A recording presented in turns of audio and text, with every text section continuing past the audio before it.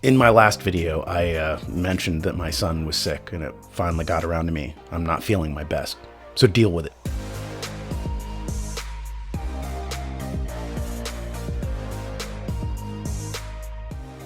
Speaking of my son, I was annoyed by something in his Common Core history. In his social studies book, the authors spend inordinate amounts of time on Jim Crow in the South and give the impression that whites were allowed to vote and blacks weren't. What they leave out is that from the nation's inception, 92% of whites couldn't vote either. Let me explain this with the word of the day. Timocracy. T-I-M. Timocracy. That's a form of government in which possession of property is required to vote or hold office. Early America, even under the British colonial system, was a timocracy. You had to have a certain amount of land to participate in government. There was a certain logic to it. Those with land paid taxes that others didn't.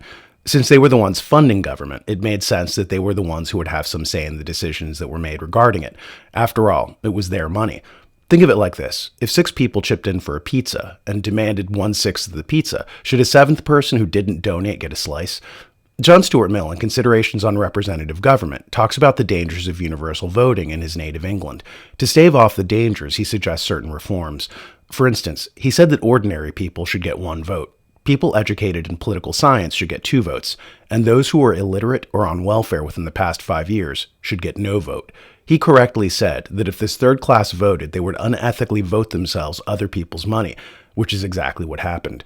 This is, of course, a staple of democracy. We've pointed to this quote before, but it bears repeating.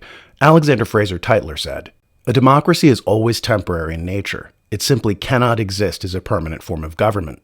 A democracy will continue to exist up until the time that voters discover that they can vote themselves generous gifts from the public treasury.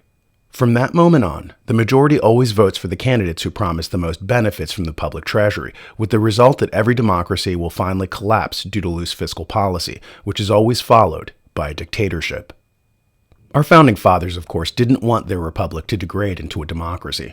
They had just watched the French Revolution and how its democracy degraded into the reign of terror with guillotines. Think about today, where you have left-wing activists intimidating a jury to make sure that they vote the right way. That's your legal system on democracy. The founders hated the idea of mob rule and considered democracy what we call socialism today. That's what Aristotle's word was for it. He said that in a democracy, demagogues arise, bribing their way into power by promising free food, free housing, and free healthcare. This is in his book Politics, written thousands of years ago. To avoid socialism, or as they called it, democracy, they tried to install certain fail-safe mechanisms. They wanted to limit it to one branch of government, the House of Representatives. This was the only branch that had direct popular elections. Senate and the presidency were a step removed from popular elections, installed in a 2-step process so that they were more aristocratic in nature. The founders knew that if democracy overtook the Senate and presidency, then what happened in the French Revolution might happen in America. Long story short, the founding fathers did not believe in universal voting and mass democracy, nor did we have it in every part of the republic. Every state, in their own state constitutions, had property requirements to even be able to vote, effectively disenfranchising 92% of the white populace. Billionaire financier Bernard Baruch had a father who served in the Confederacy in the Civil War. In his autobiography, My Own Story, he wrote that disenfranchising whites while allowing blacks to vote was a tool of northern oppression in the South. He recounted, "Through much of my childhood, no white man who had served in the Confederate Army was allowed to vote, while all Negroes could vote, even though few could write their names. Our state senator was a Negro, as was the county auditor and school commissioner, although at the county level, never more than a third of the officials were Negroes. Still, the declared intention of the black Republicans in Washington was to make this state of affairs perpetual."